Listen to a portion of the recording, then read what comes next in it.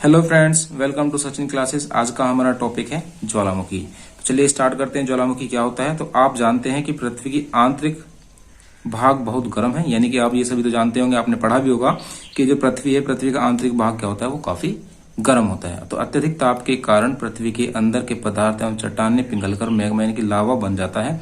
यानी कि जो पृथ्वी के अंदर वाला भाग है वो अत्यधिक ताप होने के कारण वो पिघल जाता है और पिघलने के बाद एक मैग्मा यानी कि एक लावा के रूप में परिवर्तित हो जाता है। और यही मैग्मा शक्तिशाली गैसों के प्रभाव से ऊपर उठता है। यानी कि अब जब लावा है तो लावा के अंदर क्या होगा, एक कुछ गैस भी बनेंगी और वो गैसें क्या करेंगी, उसको प्रेशर डालेंगी। प्रेशर डालने के बाद बाहर की ओर उसको धक्का देगी।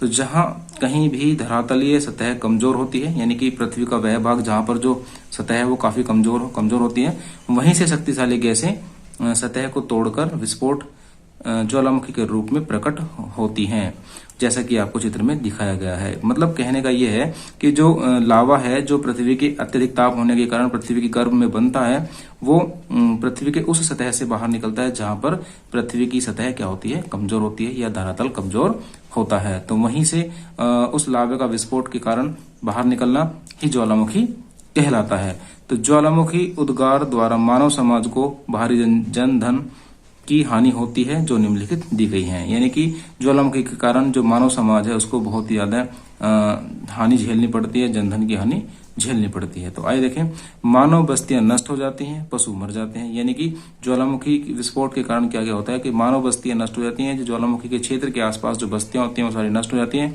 और उस क्षेत्र में रहने वाले जो पशु पक्षी हैं वो भी मर जाते हैं। भवन, कारखाने, रेल मार्ग, सड़क, हवाई अड्डा, बांध, जलाशय आदि भी नष्ट हो जाते हैं। और उस क्षेत्र में जितने भी भवन होंगे, जितने भी कारखाने होंगे, जितने भी रेल मार्ग होंगे, जितने भी सड़कें होंगी, जितने भी हवाई अड्डे होंगे या वहां आसपास के जो बांध होंगे, जलाशय होंगे, जो सभी क्या हो जाएंगे, नष्ट हो जाते हैं और वो भी क्या होते हैं, ज्वालामुखी के द्वारा प्रभावित होते हैं। कृषि के फार्म तथा चारगाह नष्ट हो जाते हैं। यानी कि उसके आसपास जितने भी कृषि के फार्म होते हैं, जो चारगाह होते हैं जहां पर पशुओं को चराया जाता है, वो सारे भी क्या होते हैं, नष्ट हो जाते हैं, खराब हो जाते हैं, ज्वालामुखी के द्वारा प्रभावित हो जाते हैं। नदियों तथा झीलों लावा से भर जाती है। नदियां भी और झीलें भी जो है वो सभी में क्या होता है, लावा भर जाता है और जिसके कारण वहां की जो नदियां हैं और जो झीलें हैं वो समाप्त हो जाती हैं और इससे नदियों में अचानक बाढ़ आ जाती है और जो नदियों का पानी है वो बाहर की तरफ बहने लगता है और वो एक बाढ़ का रूप ले लेता है। जंगल जलकर नष्ट हो जाते हैं और इससे जंगल में रहने वाले जीव जंतु एवं पशु पक्षी मर जाते हैं। यानी कि जो जंगल है, जंगल के अंदर जितने भी जीव जंतु हैं वो सभी क्या होते हैं, ज्वालामुखी के लावा के कारण मर जाते हैं।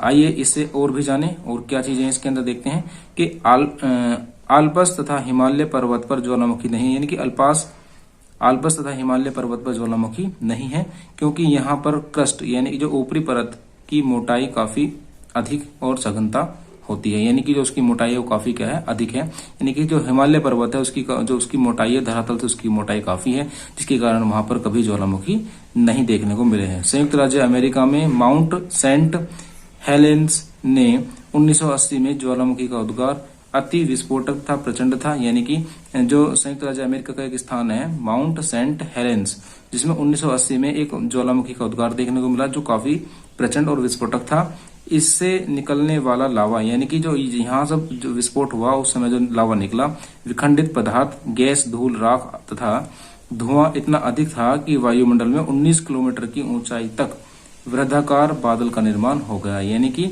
ये जो संयुक्त राज्य अमेरिका में जो 1980 में जो ज्वालामुखी विस्फोट हुआ, उस विस्फोट से निकलने वाले जो गैस थे, धूल के कण थे, राख थी और जो धुआं था, इनसे 19 किलोमीटर ऊंचाई तक का एक बहुत बड़ा गुब्बारा बना, जिससे जो बादल का रूप हो गया या जिससे बादल का निर्माण हो गया। तो ज्वालामुखी उद्भेदन से कई पर्यावरणीय समस्याएं उत्पन्न हो जाती हैं। इसमें प्रमुख है सुनामी की उत्पत्ति, मौसम, जलवायु परिवर्तन तथा पारिस्थितिक परिवर्तन। यानी कि जो ज्वालामुखी के विस्फोट से कई सारी पर्यावरण समस्याएं उत्पन्न होती हैं, जिनमें से एक सुनामी की उत्पत्ति है, दूसरा मौसम तथा जलवायु परिवर्तन है और तीसरा पारिस्थितिक परिवर्तन होता है। तो बच्चों, आज हमने जो पढ़ा वो ज्वालामुखी के विषय में था। ज्वालामुखी एक बहुत ही भयंकर आपदा है जिससे मानव जनधन की हानि और पशु पक्षों की हानि होती है। तो आज की वीडियो में इतना ही। Thank you.